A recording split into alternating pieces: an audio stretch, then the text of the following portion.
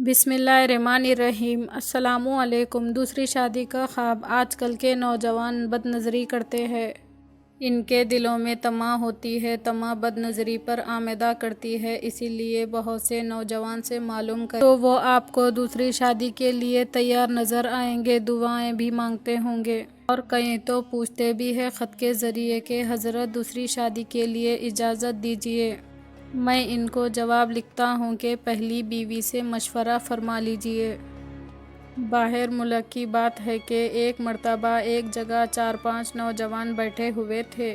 حضرت میں وہاں پہنچا تو وہ آپس میں یہی بات کر رہے تھے، دوسری شادی کے فیصلے بیان کر رہے تھے۔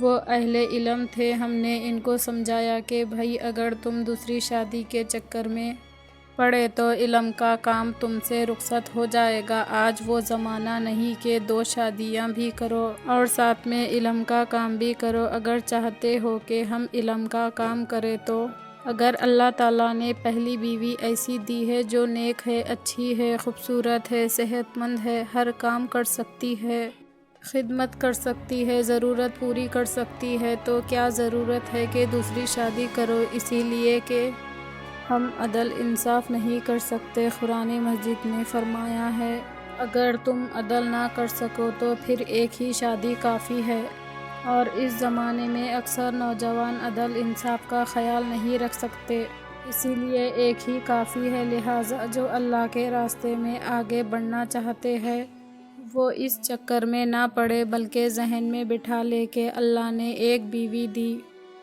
اس کے ساتھ زندگی گزارنی ہے۔ تو ہم نے ان کو سمجھایا اور ترغیب دی کہ بھائی آپ کو اللہ تعالیٰ نے علم کے لیے قبول کیا ہے، آپ اس علم کے راستے میں آگے بڑھیں۔ میں نے کہا تمہیں اللہ تعالیٰ نے جو بیوی دی ہے ان سے خوب الفت کا اظہار کرو اور زندگی گزارو۔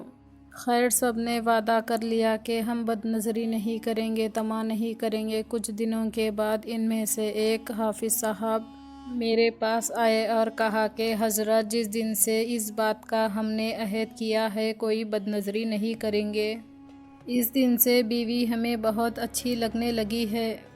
یہ فطری بات ہے کہ جب انسان باہر سے بے طمع ہو جائے گا، اللہ رب العزت اسے گھر کے اندر الفت محبت عطا فرمائیں گے۔